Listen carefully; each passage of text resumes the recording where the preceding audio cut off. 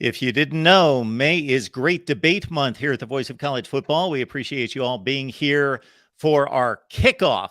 And this is really apropos if you are following, which all of you are, the great debate that is being waged across college football that is in the moment concerning the Pac-12, its future, its vulnerabilities, possibly, and the Big 12, its priorities, its objectives, its pursuits, possibly.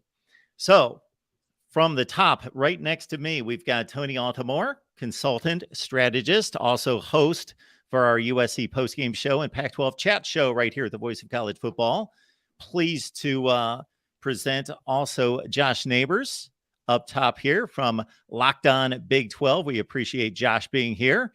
Spencer McLaughlin's here. Look at this from Locked On Ducks and Locked On Pac-12, and you can catch Spencer on YouTube as well, and joins us on a fairly regular basis to talk Oregon football. We appreciate Justin Walker being here, Couz's Corner, right here on YouTube. So check out Couz. He's a great guy, and he's all over West Virginia, college football, and a lot of realignment talk with Couz as well. Gentlemen, how we doing tonight?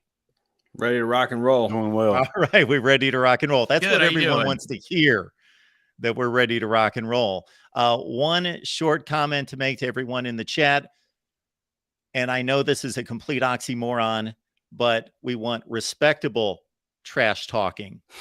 Does that make any sense? We hope you know what we mean. State your opinion, be bold, be a fan, but no personal attacks on anyone here, please. You've got like 364 other days during the year to attack me. You can do that. I have no issue with that. But please, these are my guests. Do not attack anyone. Even if you don't agree with them, you can state that, but do it respectfully. Everyone's here. Everyone's a fan of college football. We all want to have a good time. We want to have a great discussion, and we want logic to win out and just fun college football discussion. So, Tony, we will allow you to lead us off. All right, guys. Well, just to give a little bit of structure here, right? Because I think one of the things that we're often missing on this is really sort of some structure. So we want to talk tonight about, should Pac-12 teams consider leaving their conference to join the Big 12, or should Big 12 teams consider leaving their conference to join the Pac-12? And we want to talk about it tonight in three different scenarios. And they're sort of going to be descending on sort of the likelihood of what we know is in the world, and let us really each kind of, dive into what we think and ask each other questions and go back and forth. And we want your participation from the chat for everybody who's live in the chat.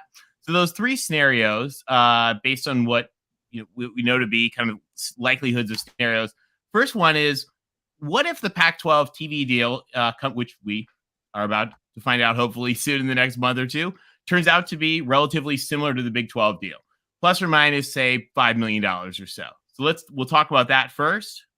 Then we'll get into part two. What if it is materially less? What do we think? Should teams consider making a move? Or part three, whether there's something that happens in the world, whether there's a big change or a major shift, kind of an earth-shattering, kind of that nuclear scenario that would make a change. Should teams consider making a move? Now, we're going to talk tonight a little bit differently, because one of the things we're not going to do is we're not making predictions. We're going to be making recommendations. And that goes for you guys in the chat, too. We want to hear your recommendations. What do you think teams should do? It's not about what is going to happen. It's about what you guys think and what everybody here on the panel thinks should happen. Now, just a quick refresher for those folks that are new to history. This is actually the 8th time that these two conferences have bumped up against each other in realignment. So, folks that don't know this, in the 1950s, when they were forming the Pac-12, and they were looking to make it the airplane conference, a couple of the Big 12 teams wanted to join. In the 90s, there was the whole mess with the Southwest Conference flirtation that sort of blew up with Ann Richards and Baylor. In 2010, Larry Scott's Pac-16 plan sort of, again, blew up over the Longhorn Network issue. In 2011, Oklahoma and Oklahoma State applied to the Pac-12 again and weren't selected. 2016, the Big 12 went on its expansion binge that then Texas decided not to move forward on. 2021, the Big 12 teams, most of them applied to the Pac-12. Houston and TCU were considered, turned down because they were dilutive. 2021, the Big 12 did their big expansion. Certain teams were part of that. San Diego State was an applicant for that. And then in 2022, of course, as we know that they have tried to, since 2022, they've been trying to add some Pac-12 teams. So we, I don't know if we'll need that later, but we want to really get started now here, focusing on part one. So guys, if the Pac-12 TV deal is similar to the Big 12 media deal, again, give or plus or minus 5 million, should teams make a move? I think it depends on which school you're talking about, because you could, I think, more easily make the case for a given program to be in the Big 12 than you can for another one. And I mean, it certainly depends on what considerations a university is going to give to athletics versus academics in all these discussions and whatnot, because we all know presidents are making the moves and they don't have just, you know, one point of focus. But I do think there are schools that are going to not be as keen on the academic side. My Oregon Ducks, for instance, are not a big research school. They don't have an amazing academic reputation. Frankly, I find their AAU label to be like kind of strange and like a little bit random, because it's not at all what they're known for. And I think as a university, they're definitely prioritizing the athletics component of that pretty strongly. But I don't see, you know, if the deal is close, like there's an element of increased travel costs as well if you were to go to the Big 12 as a West Coast school, as I understand it, and that's in like the $2 to $3 million range, or somewhere in there. So if you're talking about a deal that's $4 million less, that might only be, or $4 million more in the Big 12, that might only net like $2 million for an athletic department. And look, a school that doesn't have as much money, like, you know, neither of the Arizona schools are notoriously flush with cash. Maybe they would see that as something that they should do, but I don't see that benefit being like really, really great for them on the athletics front. Arizona, maybe for basketball, sure. But I think with the 12-team playoff coming, I think that kind of reinforces that it's not that appealing of an option in my view to go to the Big 12, because I just don't know like what dramatically changes if you go over there from an athletic standpoint. I'm on the same page with that. Yeah, I mean, if we're talking $5 million, you know, and in from that point, it's not really much of a conversation. So I'll be quick on this. I'll just say that there's not much reason to leave, although future speculation about, hey, what does the next TV deal look like? That might say, you know, might think twice, but no, I think you stay if it's within 5. I think it depends on, you said mix of streaming. I think it depends on how heavy that mix is. If it's 80% streaming, then I think it's not going to work. If it's 50-50 or even 60-40, maybe you stay if you're within 5 million. But if you're getting up to 70-80% streaming, then I'm not sure they would be able to. I don't think the exposure would allow them to stay in the Pac-12 and continue to get the national recognition they need as a program and to compete at the national level as a Power 5 school. They need to be on linear television for at least the next 3 to 4 years. Well, I think that kind of depends on which program you're talking about, because like Washington State and Oregon State don't have, you know, national championship, or even the Arizona schools, frankly, are not in a place where Colorado or even Cal at this point don't have, you know, the ability to say like, oh, we're just a couple of years away from being, you know, a perennial top 10 team. Like they're much longer builds on that front, much like Utah has been in the Pac-12 since they joined in 2011 and are just now 2-time defending champions. They've been to 4 straight Pac-12 championship games and like actual full seasons there. But I don't know if that element of it, like having a few more games on streaming versus linear, I'm not sure that radically shifts their calculus for how they feel they can continue to be competitive and grow their programs going forward. And another thing somebody brought up, and I'll tell you guys, I look at this. Sorry, go ahead. The Oregon-Washington Go ahead, thing. Goose. I know the Oregon-Washington thing is a rumor, so I'm not going to get on that too much. But if there are schools in that conference that don't want to sign a grant of rights deal, that could also change this.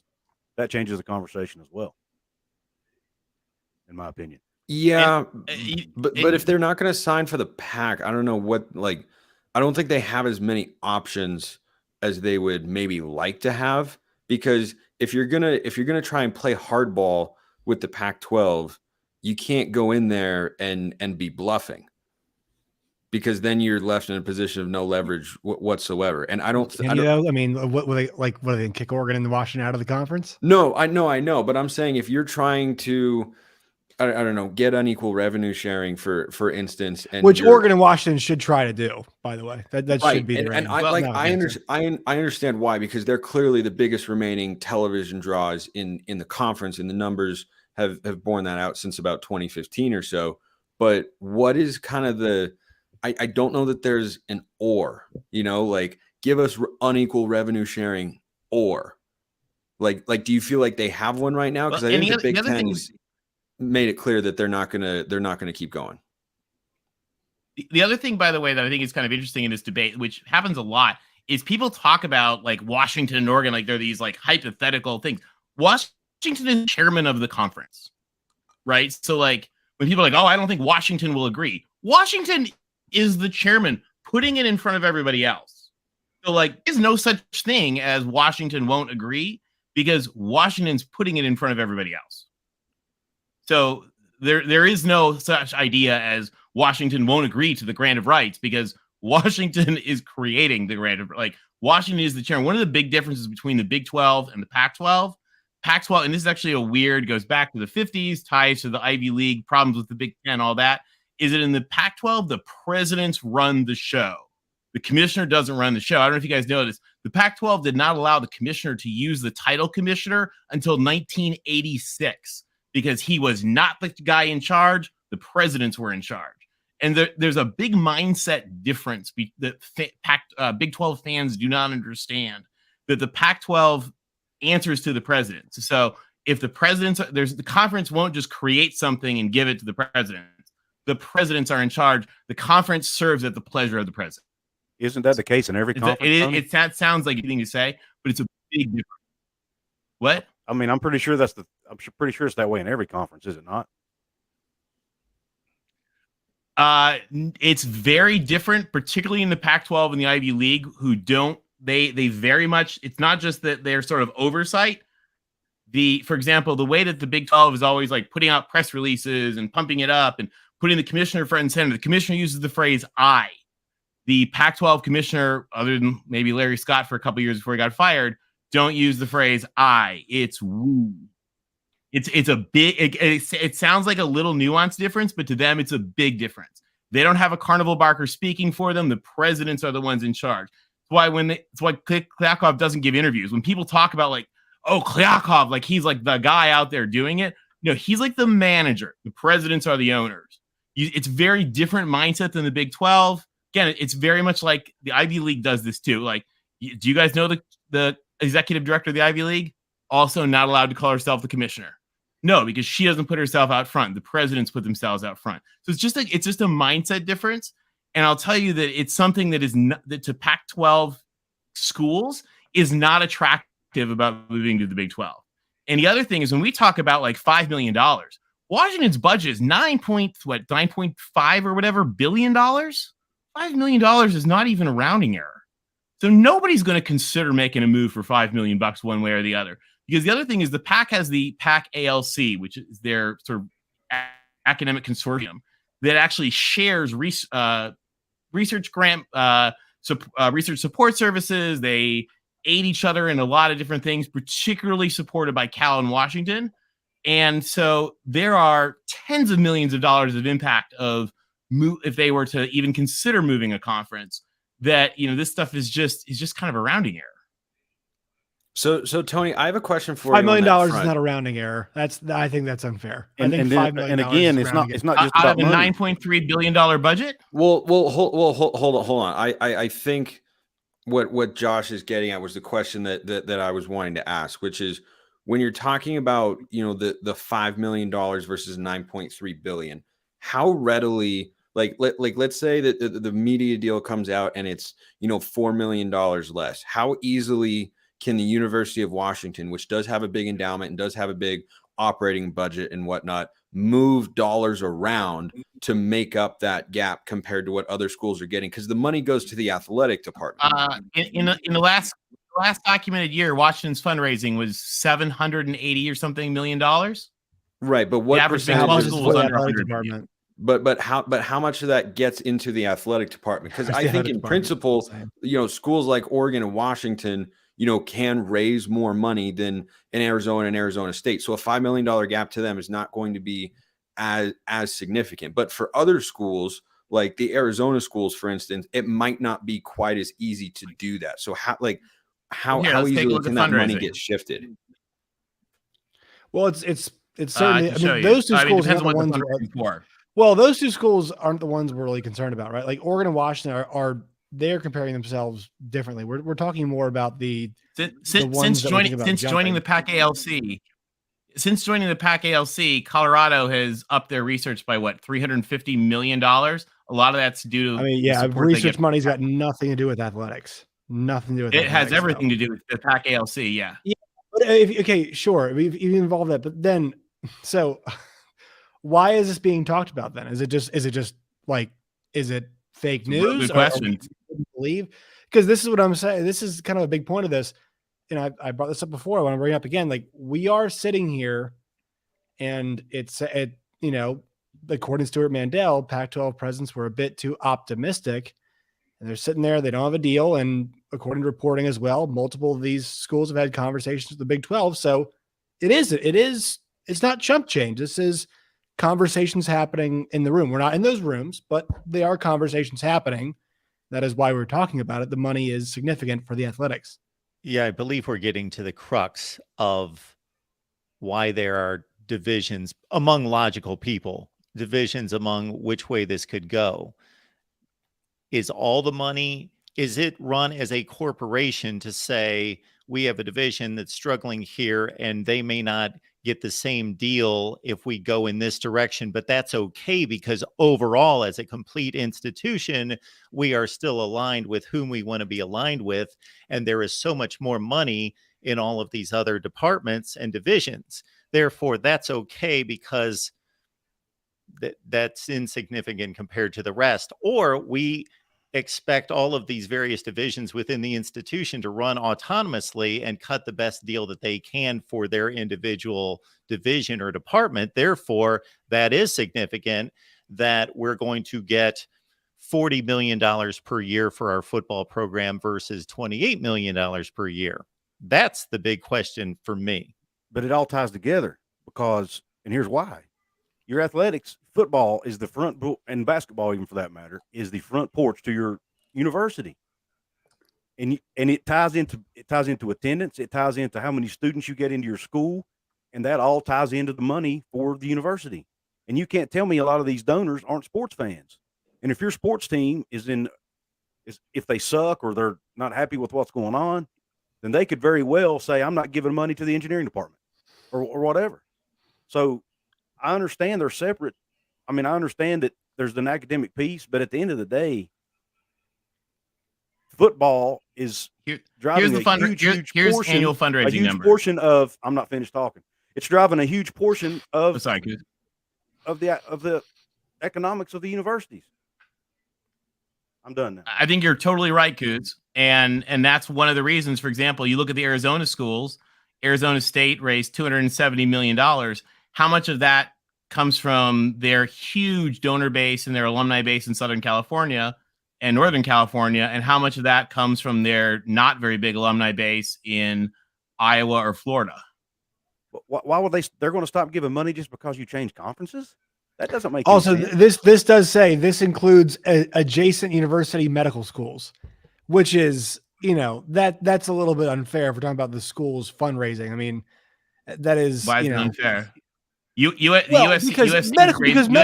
I, as somebody who's got two doctors as parents, football to fundraise for hold on. As somebody who's got two doctors as parents, medical school fundraising should not be included. When we're talking, if we're having the guys, I don't know about medical. It should not be included in any graphic that we're all here considering. I mean, I don't think the medical school, like just say Stanford left for the Big Ten or somewhere else, I don't think that they're, whatever medical facilities they have are going to get less funding. I just think it's an unfair part of the conversation where it's like, you're part of the Big 12 conference. Oh man, having worked in don't deserve as much funding. fundraising, having helped with USC athletics fundraising for 4 years that I worked in our athletic department, I can tell you their medical school does a ton of fundraising at athletic events. I'm sure. And I'm sure they the do, but I presence don't of where think they are they- doing that like, fundraising matters a lot. like, oh my God, we're playing Washington State or we're playing Oklahoma State. I'm not going to give money like to the school. Is not. I don't think that's necessarily how this thing goes. And also I have to say this too. You know, Arizona's president mentioned the Big 12. Oh, we lost Josh. Oh, Oh, there sorry, he is. He's back. Sorry, I bumped the wrong thing. I was trying to highlight you and I bumped you off. My bad. Sorry, Josh. Go ahead. It's fine. No, I'm saying Arizona's president brings up, hey, Lubbock's not too far away. Like, we can do it. San Diego State, their AD says we're either going to the Big 12 or the Pac-12. So the idea that there's so many factors, the Big 12 is not a part of this conversation, which is like, I'm kind of getting the vibe out of this. It's incorrect. Like, they are a big part of this conversation. And here's the thing is, those factors, as much, credit as we should give them, like, there is no television deal, and the Big 12 schools, by all reports, are still being considered. Once again, we all can agree that the front runner, all these schools want to remain in the pack. They do. That's kind of the basis of all of this. But they have not seen numbers, yet for them to commit to it. And it's been past multiple deadlines they have set. So we can do the fundraising thing. We can talk about, it's their deadline.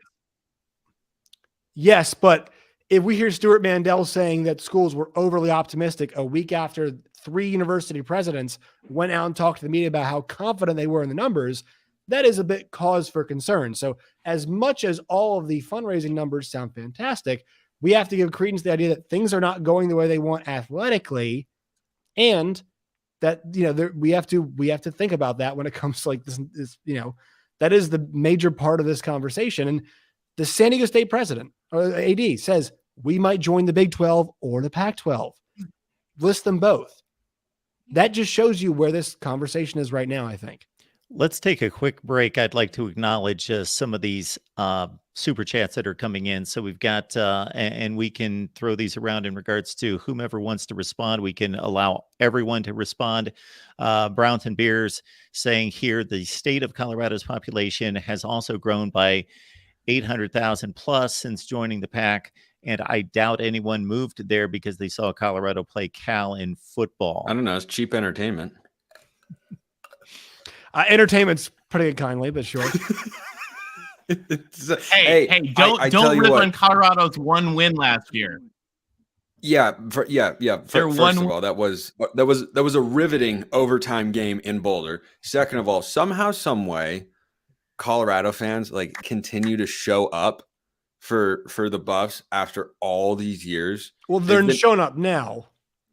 No, but if you go look at their attendance numbers over the last 5 years or so, you'd be shocked how many people will go to those games. I just had to shout out Buffs fans because I have always been impressed by that. Like, they were terrible. Oregon went in there, they were like 1-5 or something like that, and Oregon drubbed them 49-10. And at the start of the game, there were, I don't know, 40,000 people in the stands. A more all right, so poignant comment made here by Larry. Tony, if I could just catch up with these super chats. So Larry says, and hey, yes, the Big 12 has been prominent on ESPN Plus probably more than any other Power 5 conference. And Larry is stating, what guarantee for a Pac-12 team, I guess, going to the Big 12 being stuck on ESPN Plus? ESPN, being on ESPN. If your programs are good enough, if the fact that you're on ESPN Plus means that you are part of the big ESPN family and you have a chance to be on ABC, ESPN, ESPN2, ESPNU, talking about streaming ability, Apple and Amazon cannot promise you that you will be on those big channels, the big ones that everybody has in their cable package. Well said. No, but there is also a component of games. There is also a component of major football or basketball games being on ESPN Plus, which that's not happened. There's no major Big 12 football game that's been on ESPN Plus. Who's you got one? I cannot think of a major Big 12. And not to throw shade at Kansas, but that's usually where they put our Kansas game. Yeah, WVU Kansas State, Texas Tech, like those games are on ESPN But Plus. so for the and that's what ESPN Plus is for. Right, for the Pac-12 schools that are reportedly in the mix or whatever that the Big 12 has been reaching out to go, are they going to get an increased level of visibility for their football games? Because the schools that you're talking about, look at the Arizona schools. They're both in rebuild mode right now. Like, I don't think they go to the Big 12 and then all of a sudden the Big 12 sees them as these tremendously valuable products, more so than the Pac-12 did, and they're going to put them on linear television Arizona for basketball? football.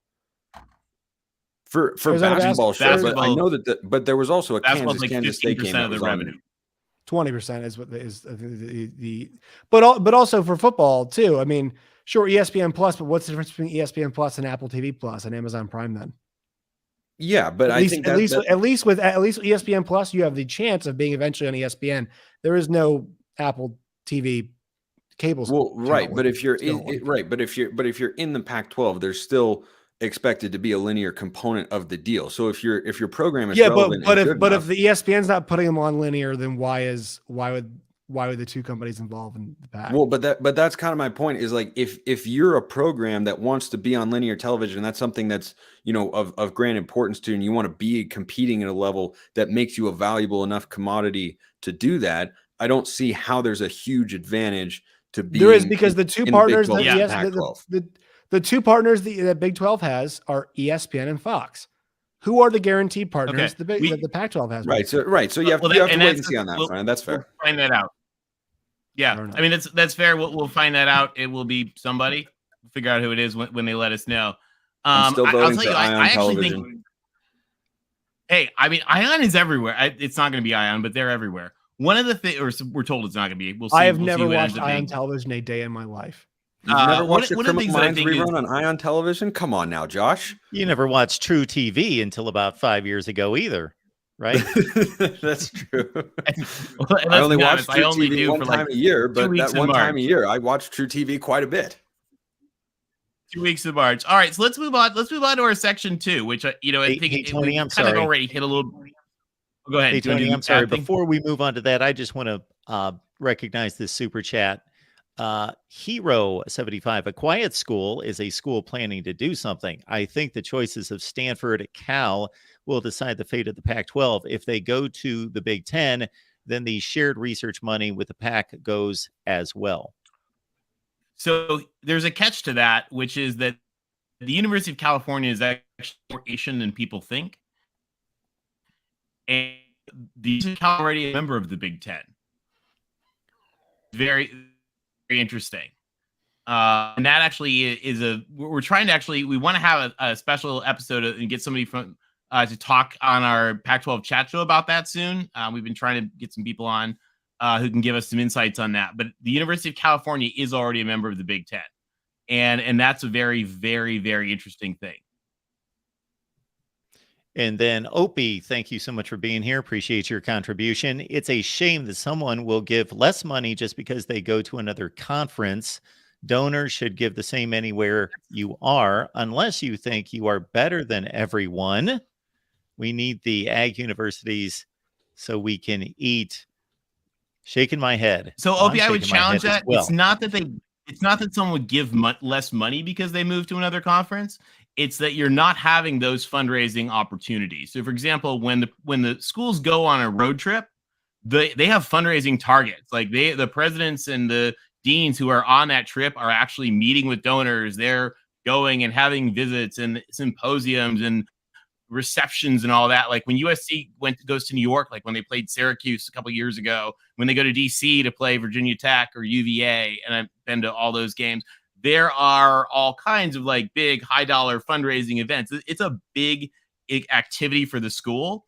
And so for the Pac-12 teams, the thing is for Arizona State, part of the reason adding San Diego State is so important is having that alumni engagement in California. You don't get that in Iowa. So if you're going to Iowa, you're not going to have that. But you get it in Texas, don't you? You get it in Texas.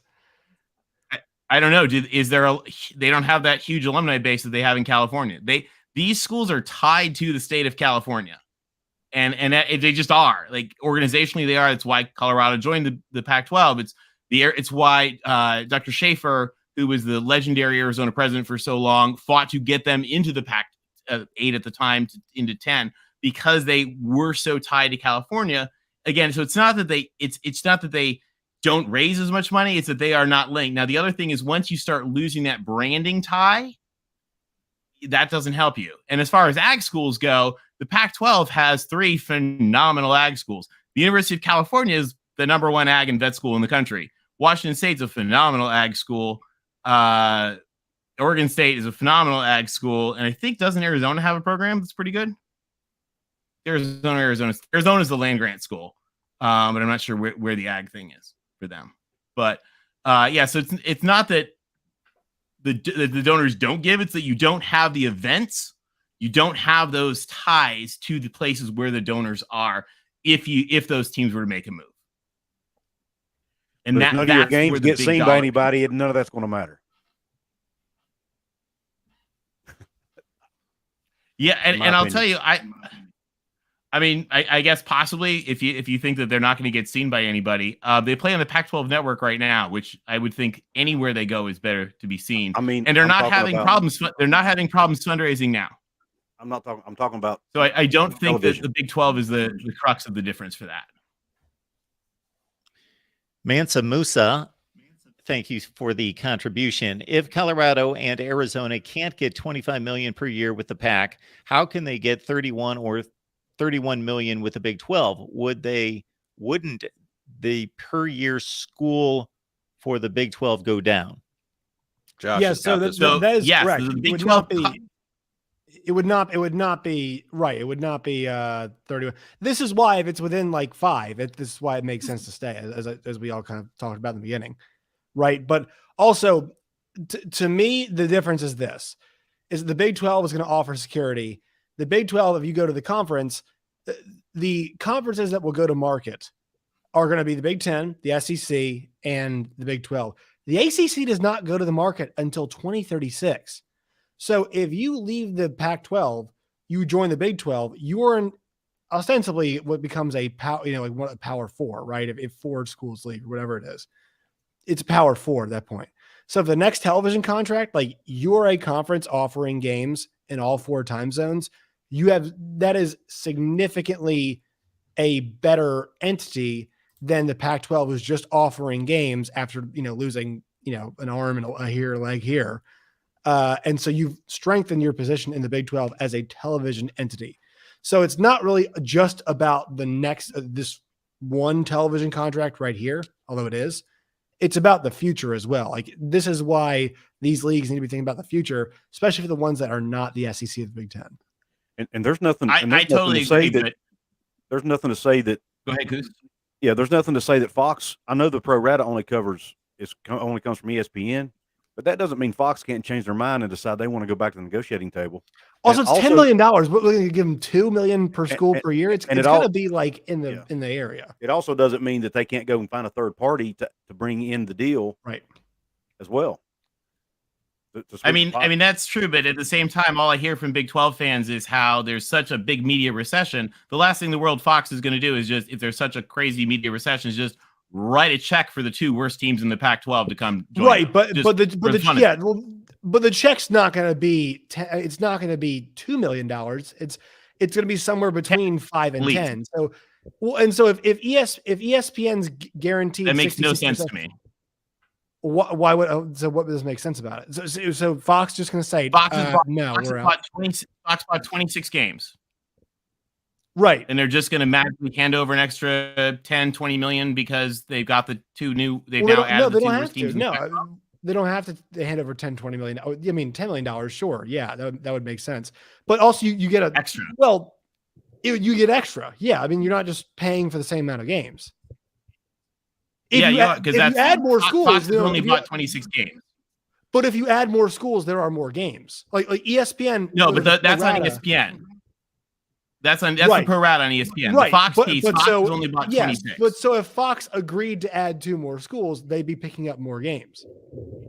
Why would they be doing? Their contract is only 26 games. It's not the pro rata. It's not for more. But they can renegotiate 26 the contract. They can negotiate. They would negotiate and pick up more schools unless they don't want to, as Koo said, and somebody else would do it. So the Big 12 is like, I think it's ridiculous. That feels very like. Okay, very here's contradictory. what I'll say. So is the Big 12 talking to Pac-12 schools with no idea that Fox is not going to do it, that would make no sense. Brett Yormark most likely has some kind of, not guarantee, but some kind of good faith negotiation with Fox, much like the Big Ten has, that I don't think Brett Yormark is going to these Pac-12 schools and being like, well, Fox, what do you think now? That would make no sense at all. Why would you do that? There is got to be. I don't know. Why are they playing a game in conversation. Mexico? That doesn't make much sense either, but that's an whole other side subject. Well, I mean, just, but the thing is, when we look at the actual contract, as of now, they don't have the funding for it. Right. As of now, they have 20 million per team they have. Right. ESPN has that's their all we know guaranteed about. portion. That's all we know. Fox has theirs. Sure. Fox is not. There could be a provider. secret plan. Sure. But I think it would be irresponsible to be like, Brett Yormark's got no idea what Fox wants to do. All of the movement in all of these conferences has been like, it's all by the television networks. I mean, if you talk to anybody in the industry, you know, it's all TV driving the entire thing. All of that movement. There in the history of these 5 conferences, there have been 3 moves to another conference that wasn't involved, that wasn't leaving Big 12. And they're the 3 moves to the Big 10. In the history of the SEC, the Pac-12, the ACC, and the Big 10, the only 3 moves between any Power 5 conferences that didn't involve leaving the Big 12 were those. So there's not a lot of movement. That's the thing, is like, we talk about movement, we talk about stuff like no, it's but the Legos last that 2 like, moves that have been made have been signed off, have been signed, sealed, delivered by the television companies. ESPN, let's be honest, ESPN and Disney made OU in Texas happen. By all accounts, and I trust Jeff Schwartz my life, he goes, yeah, Fox are the ones that signed off on Oregon and on USC and UCLA going to the Big Ten. Those, and so USC I have a did tough that. time. Huh? USC pushed that through Fox. That's But one of the advantages of Fox, being USC USC is not Fox is pushing heavily Fox. involved. No, Fox is pushing the. No, USC is not. USC and Fox. USC and Fox are integrated. Why wouldn't they be? I used to They're work in like Fox this- Plaza. They're one of the biggest 5 to 10 brands in all of the sport. Why wouldn't USC and Fox should be in bed together? Fox, Yeah, pushed USC that is thing through. USC So- Cinema School and Fox are in. I don't lockstep. think it's USC USC alumni Cinema are full School. of it. Okay, I have to be honest. USC Cinema School and Fox getting the no. USC is one of the most important football brands of the last 20 of the 21st USC century. alumni Yeah. are very big in running Fox. But also Fox would be dumb for not adding them on. And Disney. Fox is right for bringing them over. What I'm saying is, Yeah, all of it was these a moves, USC move. the last line of realignment, the big moves, have all been signed off, and they've all been okayed by the TV networks. Those are the ones who are driving it. So I have a tough time believing that Brett Yormark is making offers without and having these conversations without knowing what the television networks and how they're going to react. That's the kind of the point of this entire exercise. So that's All my right. So, all point. right. So let's go to our number 2 then.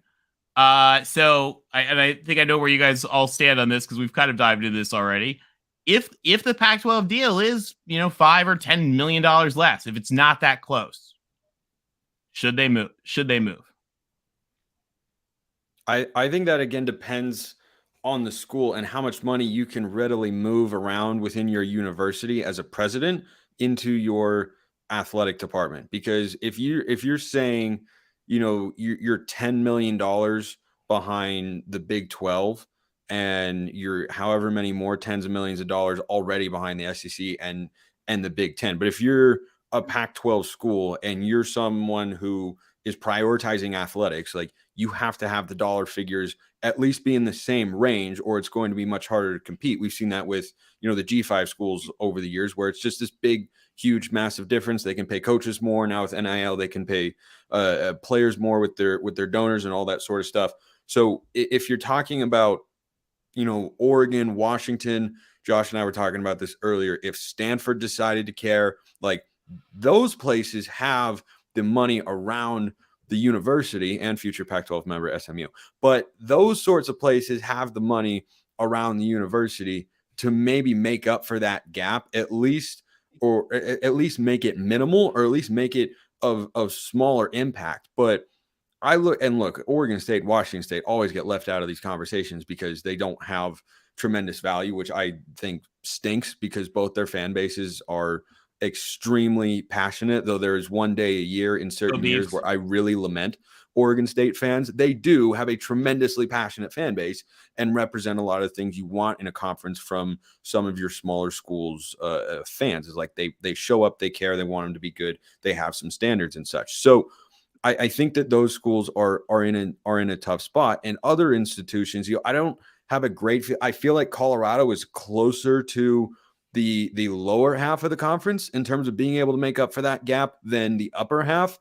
I feel like Utah is somewhere in the middle ish at that sort of range. But if you're talking about a $10 million gap, like, from an athletics fundraising standpoint and donors and all that sort of stuff, Oregon and Washington, Stanford, probably even Cal as well, though I don't know that many people who care about Cal, but they have to have some donors and boosters, I'd assume, somewhere at like they have to be there, right? There's just too many people in Berkeley for there to not be. But so those schools I wouldn't be as worried about, but other ones I'd look at and say you could make a more compelling argument if you're talking about taking that much less. But then, as we were talking about earlier, Josh, like if they jump to the Big 12 because they're like, well, we can't take an $8 million discount. We two schools, pick whichever two you want to go to the Big 12 because they've got more. How much does that bring it down? How much of a gap does that, help you close? Like how much are you actually netting there when you factor in, diluting the media rights payout in the Big 12 slightly. And then also it's going to cost more to travel to those places that are further away. It's probably impossible for us to sit here and give an exact number of what each school would be willing to accept in terms of a gap. We can probably just look at estimations because at the end of the day, it would come down to conversations between the president, the athletic director, and the fundraisers at the school in terms of what they think is possible, what their priorities are, and what their goals are going forward. But I definitely think it's, a varying impact depending on which institution you're talking about. Again, everything you said there, I pretty much agree with, Spencer. But again, I think we're focusing too much on the money. Exposure. A report just came out today by Tony's favorite reporter, Dennis Dodd, CBS Sports. He says that the ESPN is now out of the running for Tier 1 rights for the Pac-12. They're not going to be the Tier 1 rights holder. So what's that tell you? It's likely going to be Apple or Amazon. They're probably going to be 70-80% streaming, and there are a lot of schools in the Pac-12 that will not accept that, in my opinion. I don't know that we can believe anything from Dennis Dodd. So I have to take issue with that. I really have to take issue with that because there's a lot of crap out there, but Dennis Dodd is a reputable source. And here's the thing. I acknowledge in my show, I say all the time, Dennis, his sources are very much rooted in the Big 12. I'll have to acknowledge that. Sure. Same thing for a guy like Brett McMurphy. But when Stuart Mandel, who said he'd be lucky if the Big 12 got AAC money, that is something you all can go find, who has been very much in the, on Pac-12 side, a lot of his reporting says that, well, they overshot the estimation. I believe that as well. I believe what Stuart puts out there. I think it's unfair to say Dennis Dodd does not know what he's talking about. We can't believe that. Look, is it a lot of Big 12 source stuff? Sure. But look at where we are situationally. We can't all sit here and be like, well, Pac-12 is kumbaya. It's not. And there have to be serious questions about. No, but at the same time, Dennis Dodd's reporting, and we're not going to get into, we want to keep this focused on what we recommend. I can't think of anything. But the problem is you're calling out Dennis Dodd. You're disparaging Dennis Dodd's reporting. I didn't bring him up. I didn't bring him up. I find it to be about the National Enquirer lately. I didn't bring him up. I wouldn't bring him up. I don't bring up the anonymous Twitter accounts either that are also wrong. I'll tell you guys did you just compare Dennis Dodd to an anonymous Twitter account? He did, and he does it all the time, and that's why people on Twitter get pissed off. Tony. That's not. Yeah, this is the problem. This is the problem that I. Well, Spencer and I can talk about 40 minutes. He and I have 40-minute conversations every single week. But if you're gonna treat Dennis Dodd like that, then it's not like a mutual. This is not going to be a respectful conversation because Dennis is a reputable reporter. and I just don't think, I just don't believe that's fair to do. I would respectfully disagree that on this topic, I don't think he's been something. Yeah, we lost Tony. I think we know where he's question going. Dennis's character, and very rightfully so, he's been cut off. So his reporting and whatnot. So I just can't. I can't get down with that. No, I think it's. Well, I can neither vouch for Dennis Dodd nor criticize Dennis Dodd as the moderator of this. So I'm just going to let it stand that Tony's on one side of this in regards to Dennis Dodd's reporting just strictly on the landscape of college football with this issue. And then obviously Josh has stated where he stands on Dennis Dodd and his credibility. Shoelace Sooner here with the super chat. We appreciate you. I have no clue what is going to happen. I just know someone is going to have egg on their face getting the popcorn. Well, Shoelace Sooner, I'm going to be right because it's my channel. So that's the easy one right there. And Mark is always right. And of course, Shoelace Sooner, you're right because you're off to the SEC. So you're in good shape. So we appreciate you stopping by. And before we allow Tony to continue, LBC Trojan chiming in. We appreciate Rick. Thank you so much for being here. As always, by the way, Rick and I get together tomorrow night and we argue the greatest program in college football in the 60s and 70s and bring the metrics concerning that. That's Thursday at 6 Eastern. Rick says, why would Fox pay more money for lower tier Big 12 products? Pac-12 teams joining the Big 12 when they are invested in the Big 10 to compete with ESPN and SEC. Oversaturation and diminishing returns is bad business.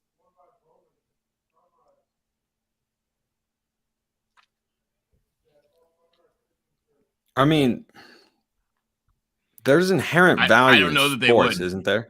I feel like in the age of streaming, the last thing we all watch live that has, the most, well, I guess I shouldn't say the most because I don't have all the numbers in front of me and whatnot, but the last thing that we all watch together live as a society is sports. And so if a move were to take place and you scooped up, lower tier Pac-12 brands as the Big 12, that could just be a long-term investment there. Like everyone, I think, always thinks short-term, like what do they bring right now? Are they good at this right now? Or, streaming is terrible right now. You got to be on linear and all that sort of stuff. And I, do agree that having a linear component is helpful at some level, but the investments from either a conference or a network may not only be thinking about this year and next year, but what does 5 years look like from now? Like, and it's really hard to know. And I'm sure there are people who think about this a heck of a lot more than I do. Like, what is a school's value now? What could it be in 5 years? What could it be in 8 years? Like I've looked at a lot of different expansion candidates for the Pac-12 now and in the future on my show, because I think if you look at programs and institutions as a whole now versus just, 5-6 years ago, no one ever mentioned the idea of adding Tulane to the Pac-12. No one would have ever thought of it as a semi-feasible idea. But here we are, one Cotton Bowl victory later.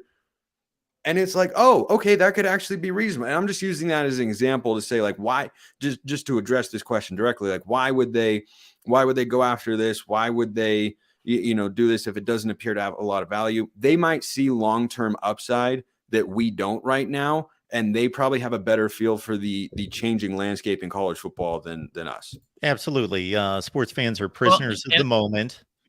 And you guys have all wrestled with, I'm sure, comments made by viewers concerning, Stanford football. Stanford football is awful. Why would anyone want Stanford football? Well, it was a top 5 to 10 program just 10 years ago. And it's been proven throughout its history that when it's run correctly, that it can be a force to be reckoned with. Yeah. And you guys know, this is because watch our Pac-12 show know, I mean, what Jed Fish is doing at Arizona is phenomenal. I mean, he has rebuilt them up from the ground up, and they have a fascinating year ahead of them. They have a fascinating year ahead of them. They had so much momentum.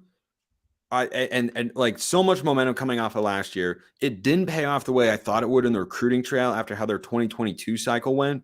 But you've got Jaden Delora back. You've got Teteroa McMillan. You've added some transfer pieces. You lost a couple as well. But like overall, if Arizona goes out and has a 7-8 win season, gosh, that would be an outstanding year. But the pack is and Colorado. I mean, Colorado, I think is going to have really a rough year, but Colorado's made the commitment as well, and so that's why when people talk about like Colorado and Arizona, you know, I mean, and we tease them. You know, we tease our friends from there. We have Colorado and Arizona people that help with our Pac-12 show. We love them. They are on the upward trajectory, and I think there's enormous value in the programs, enormous value in the school, enormous media value. They're huge contributors. They've been important parts of the conference. I mean, Colorado actually helps. I think they still run the Pac ALC, which is part of the academic consortium. It's their website is hosted on their site. So there is there's so much upside in those schools.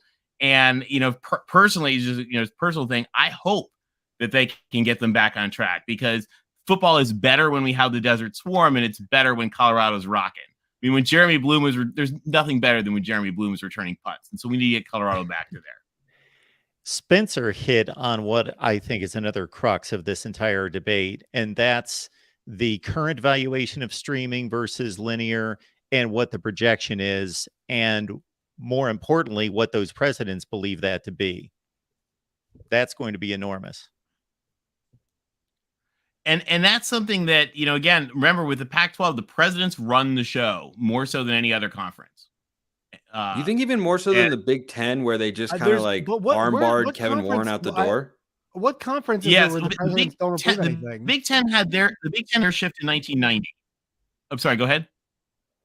Don't the presidents kind of run the show in every conference? Like nothing. I mean, obviously Greg saying he kind of runs his own show, but every move they make is like a moneymaker. So there's really not a whole lot to. So the SEC and the Big 12 delegate more sort of like power and authority to the conference. It's a cultural thing. The SEC and the Big 12 sort of used to delegate it to Texas. It was DeLost Dodds. Now the sort of the Big 12 is giving it to the conference, and that's actually for a lot of conferences. That's a really good thing. But you have a couple of conferences that just culturally in their organization, because I worked with universities, have from all over the country and stuff, and so I can tell you there is cultural differences. USC is not going to let a conference person like sort of speak for them. They speak for themselves. Stanford speaks. It's just a little bit of a cultural difference that is fine, and it's a good thing. But it is a difference that you see a lot. The Ivy League is the worst of all. The Ivy League, you never see that. You never hear from the executive director. You hear from that they're the worst at it, because they are the most controlling of their schools.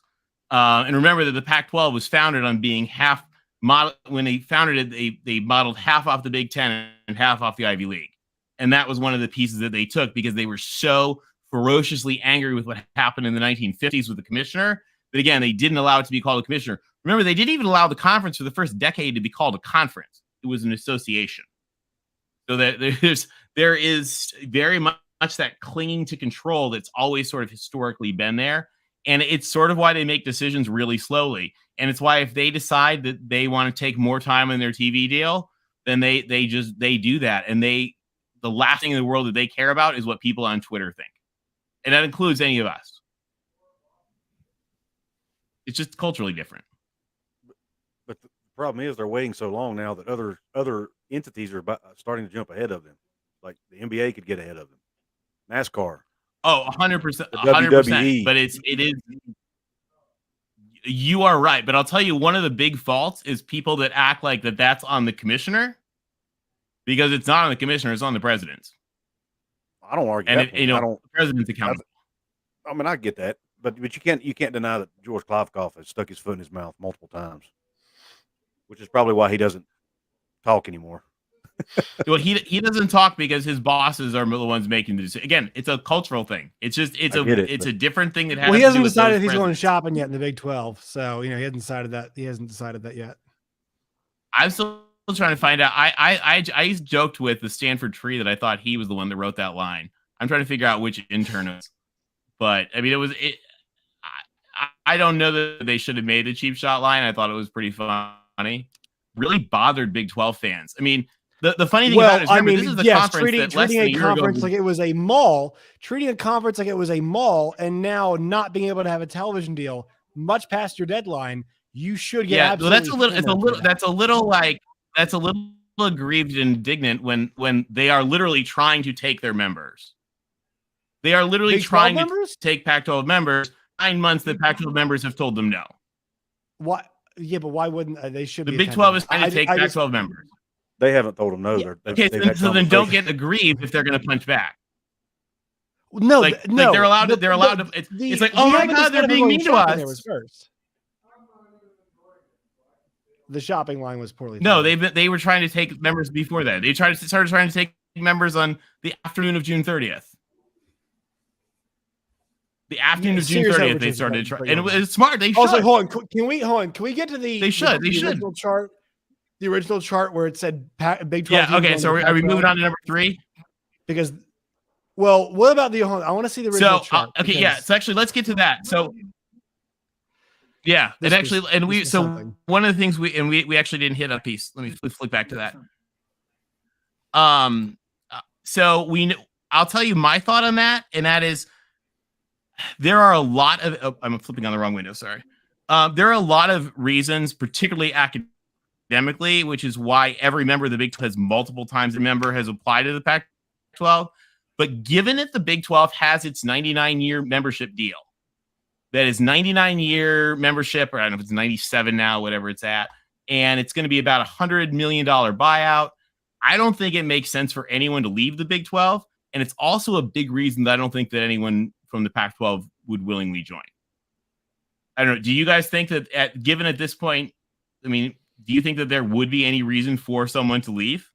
I don't think so anymore. I think that they are so locked in contractually. I mean, Texas and Oklahoma did it. I mean, every one of them has joined and every one of them has been rejected. I don't think that any more that they should. What do you guys think? The idea that the Big 12, after securing the television contract, that, am I allowed to use Andrew Marchand's reporting from the New York Post and John Oran from the Sports Business Journal, or are we poo-pooing them too? I don't know. Josh, I mean, they don't have any insight, but go ahead. Okay. So, ESPN originally had there was a television deal, at least, similar to the one that the Big 12 had available to the Pac-12. That one has since been gone, according to Andrew Marchand and I think John Morand on their podcast, the first ones to say that. Okay. I don't understand why the Big 12 would leave, any Big 12 school would leave for that conference for the Pac-12 with their television deal, and also with the current state of affairs. Once again, refer to what San Diego State's AD said, where he goes, we're either going to the Big 12 or the Pac-12, which shows you there is some uncertainty in the path. So Josh, I think right now it wouldn't make a whole heck of a lot of sense, but these media deals expire. The Big 12 expires in 2030, 31. Yeah. Ahead of that season or after that season, or somewhere in that time. 2031 is when it expires. Yeah. If the Pac-12 is able to get a deal that is tenable, not just to the Pac-12, but in the eyes of Big 12 presidents and ADs and whatnot, I don't think it's out of the realm of possibility. Okay, I would ask you, what reporting has indicated at all the Pac-12 is going to get a deal like that? That they're going to get a tenable deal that the presidents are going Big 12 presidents will be happy with. That looks good to me. No. I'm saying me the direction of reporting of that, I will give it credence. But no. I'm saying, let's say the Pac-12 gets a deal. I mean, we're not playing TV insider here because nobody here has any idea. Certainly, Andrew Marchand doesn't. He admits he doesn't have any inside sources on that negotiations. But as far as one of the big things, remember, guys, the Big 12 is not just the Pac-12 members are committed through the ends of their media deals. The Big 12 members are committed for 99 years. It's not to the end of the media deal. There's the grant of rights issue, which is that you've sold your grant of rights, and so you have to negotiate that back. There's also a 99-year deal They've put in a clearly you poison can get pill out of that that if Texas and better than Oklahoma anything just people bailed, catch. and Colorado's left, and Nebraska's left, and Missouri's left. Yeah. Well, this is that's what Texas and Oklahoma had to negotiate their way out of, and they had the advantage of Fox and ESPN to help them. But Texas and Oklahoma put that in when everybody left because they didn't want other people to leave, and then it sort of came back to bite them on the butt. Which is right, but you're mentioning the 99-year remember, thing. the Big 12 is a 99-year deal. Right, but you're mentioning that as if it's impossible for schools to now leave the Big 12 now or in the future. Well, they'd have to write a huge check or negotiate their way out of a huge check. Right. Why in the hell would a Big 12 school leave? And I don't think anybody would do that. No. So Josh, the question I want to ask you is, let's say the Pac-12 gets a Kansas is deal. pretty open about Big 10. Kansas wants to go to the Big academic. 10. Yeah, no. I Kansas. can see that, If the but Kansas Jayhawks went to the Josh, Pac-12, let's just say that let's say the Pac-12 deal comes out in 2 weeks, and I can finally break something down. Just as hypothetical, and it's $28 million per school per year, and there's enough linear to keep everybody happy on the exposure front and whatnot. And that deal comes out, and then that deal, let's say my guess has always been 5 to 6 years, and there have been indications from presidents that that's kind of what they are shooting for, and I think that makes a lot of sense. At the end of that 5 to 6 year run, could you foresee a world in which the Pac-12 is in a stronger place football-wise than the Big 12, where some schools would be drawn over to the Pac-12, especially given a school like Kansas that at least has more of an academic inclination than other ones might see it's a less, benefit it's to go less over. money.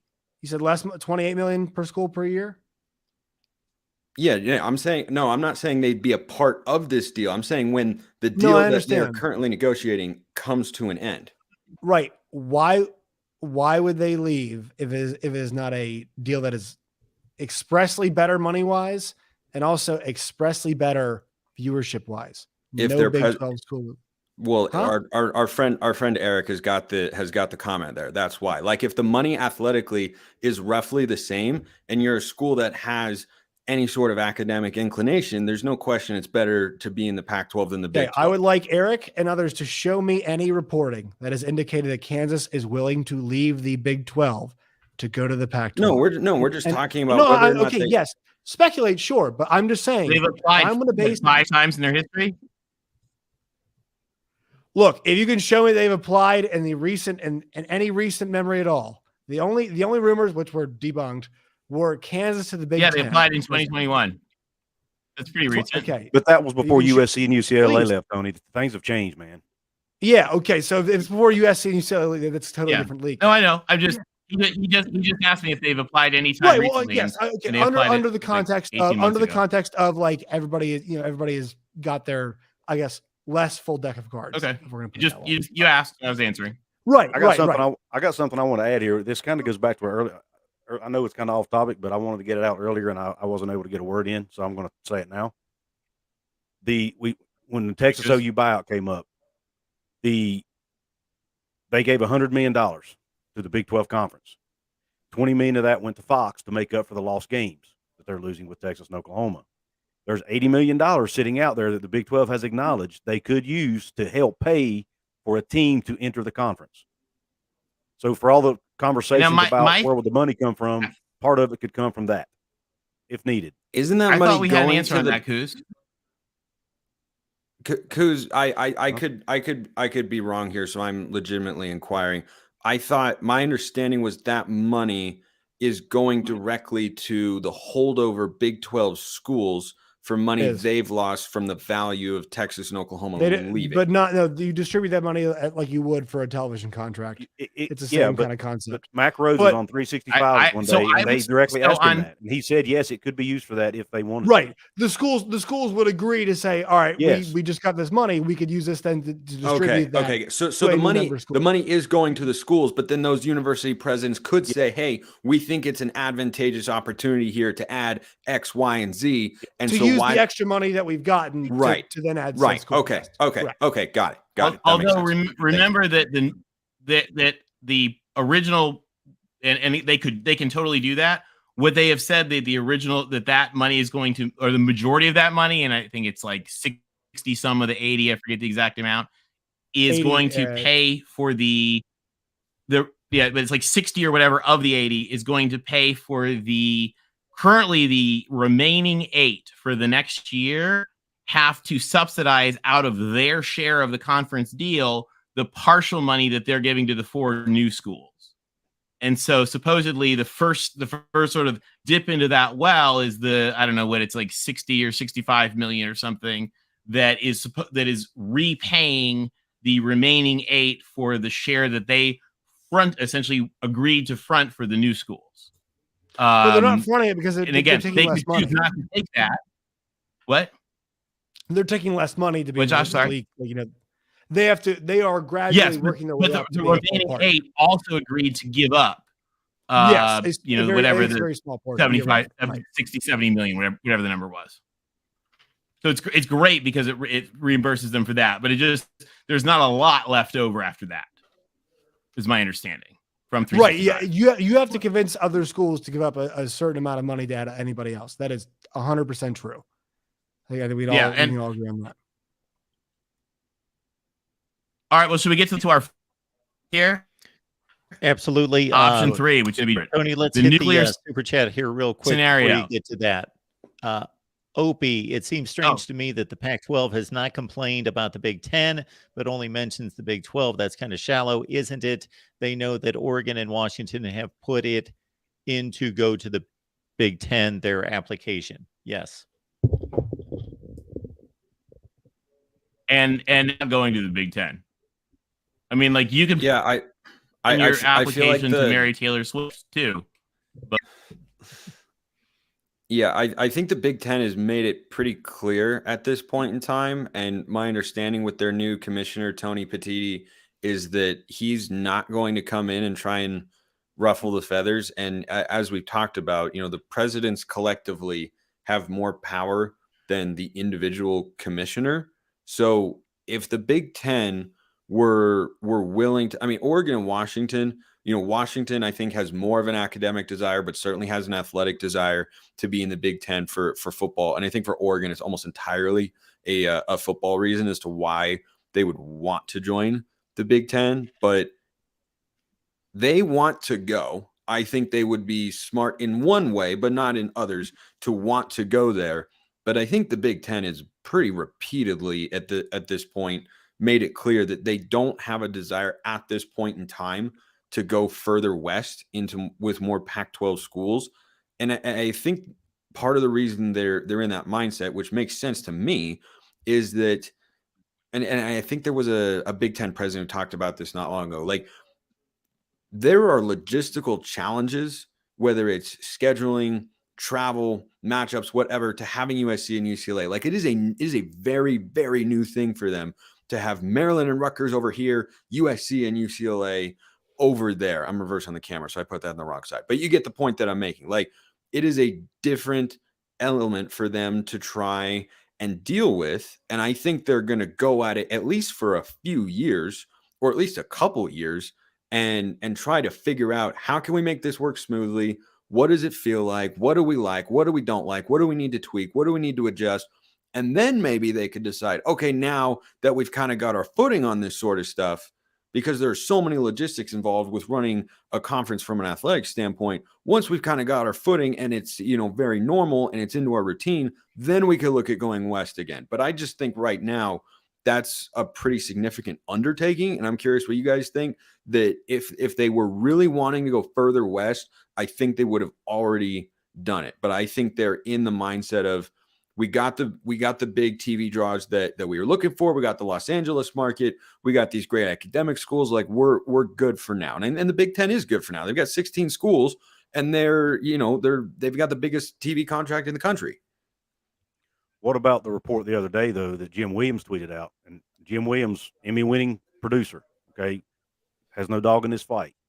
That's one of his sources told him that they were not taking Oregon and Washington for now, but we're waiting to see if any of the corner schools left first. Then they might look at it differently. Right, because if those schools were to leave, you'd end up getting Oregon and Washington probably at a much more significant discount. That was my thought as well. And you wouldn't get sued for collusion or whatever. Which once again brings us thing all the way Well, back and to like actually, it just matters what the Pac-12 numbers are going to be. Which, like, you know, in the end, Yeah. like I know none of us know for sure. There's Right. concerns about them, but it's going to come down whether it's San Diego State or it's Oregon or it's Arizona, and they all might be headed different places. It's all coming down to those numbers, and we actually don't know what they actually going to be, and we're not even sure who they're going to be from. and it'll be interesting to see. I mean, again, based on we're not getting into predictions, but shall we go to our number 3, which I think is where we will get even more interesting debate, which Yeah, I'm here for it. is hold on. Mark, it's not letting me send the screen up. But our part 3 is sort of a nuclear scenario. So if there's like a massive catastrophic shift, I don't know, Stanford and Cal decide to join the Ivy League, which Stanford and Cal applied to the Ivy League in 1956 and were turned down, funny enough. They've been turned down by the Ivy League and the Big Ten.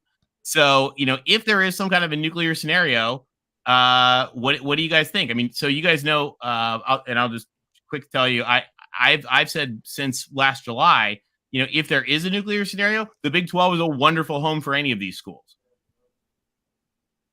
I don't know. Do you guys think, is there a circumstance Well, where I think the nuclear join? scenario is the Big Ten changes the mindset that I was just talking about that they appear to have at this point in time. Because if they go to Oregon, Washington, I think Stanford and Cal would go because of the academic upside that the Big Ten presents in athletics. They're, you know, Josh and I have talked about this many times. They're like, okay, like it's as long as we can play, we just want to go out there and compete and have fun and, you know, all that sort of stuff. Anyway, so I think that those schools would go, and then Oregon and Washington would probably also go as well. But I think the Big Ten could go to any of those schools or all 4 of them if they wanted to build like a really national conference and a big time West Coast pod, and they could say, we will bring you in at a 50% price for 5 years or whatever, 50% of, you know, what we're paying these other schools.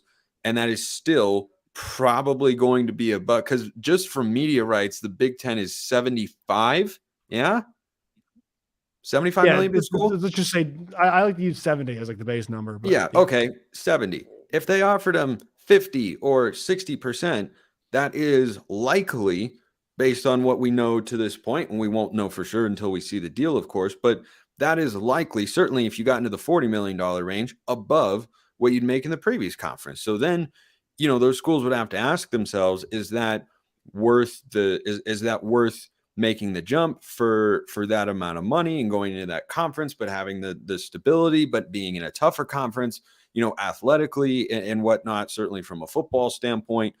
But I think that's what the nuclear option would look like. And then I think the Utah, Colorado, and the Arizona schools would then probably be left to the Big 12, who we all agree, I think, would welcome them with open arms.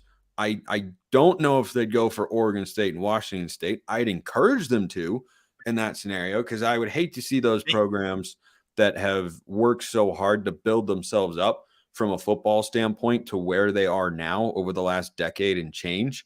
Oregon State has been a little bit more recent, but like Washington State used to be, you know, a bottom dweller in the conference, and now they're capable of making a bowl game year in and year out. And they're talking about, hey, can we win 9-10 games in a season? And Mike Leach showed that if everything goes the right way, you can win 11 games there. RIP Mike Leach, of course, Pirate forever. As he does, man. What a king. I know.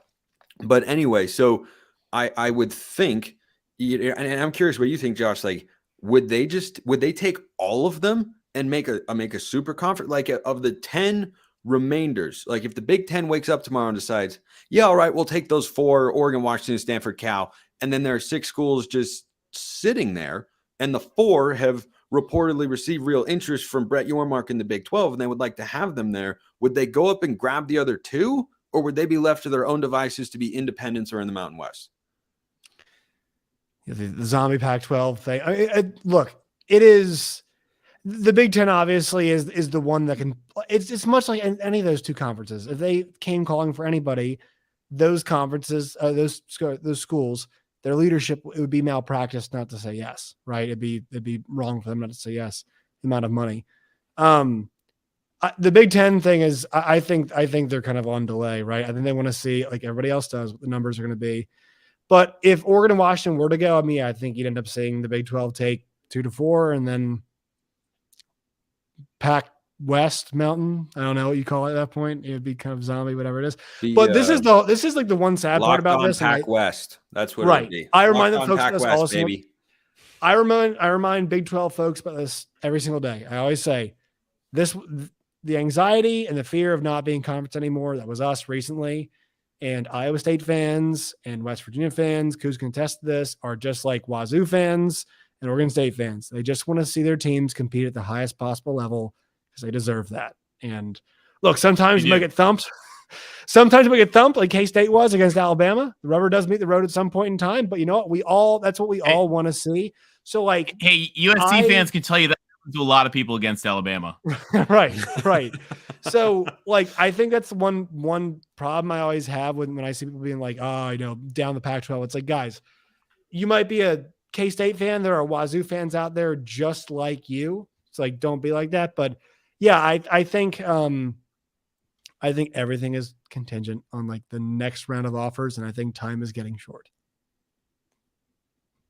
And I'll tell you, one of the other things so we talk about this on some of Mark's other channels is that when we talk about like the advantages of the Pac-12 or the Big 12, what we have to remember too is all of the Power 5 conferences are in rarefied air.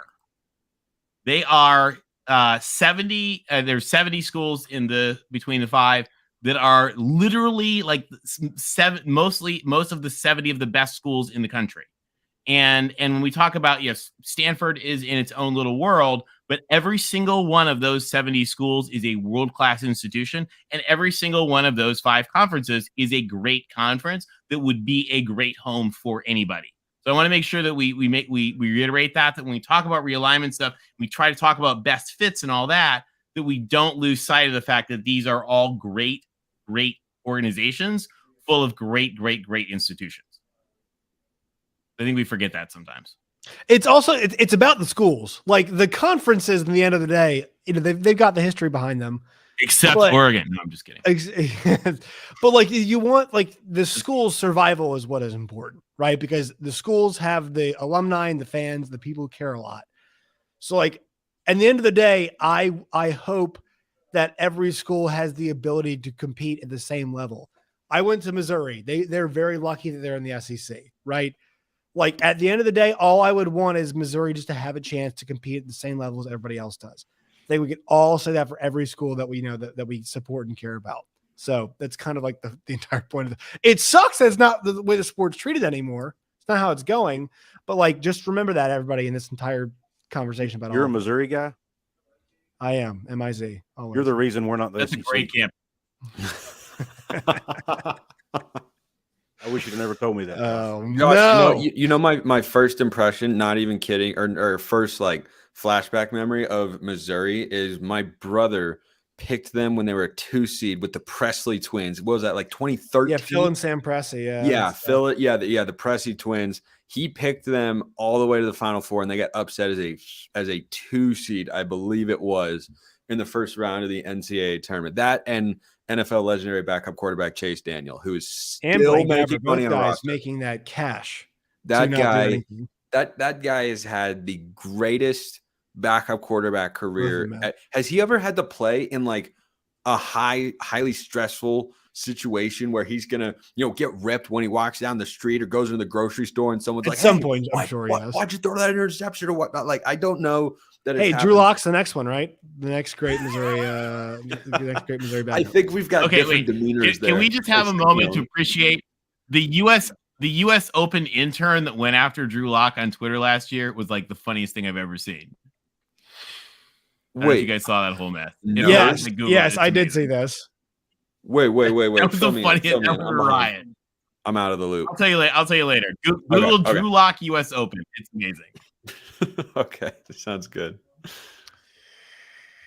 Great conversation, folks. Appreciate you all being here. Appreciate these guys because they've made for a lively debate. And I'm here every day talking college football, so you hear from me all the time. So we wanted some brains on here. So we went for Spencer McLaughlin, Locked On Ducks, Locked On Pac-12. Spencer, we'll start with you in regards to what you got going on there.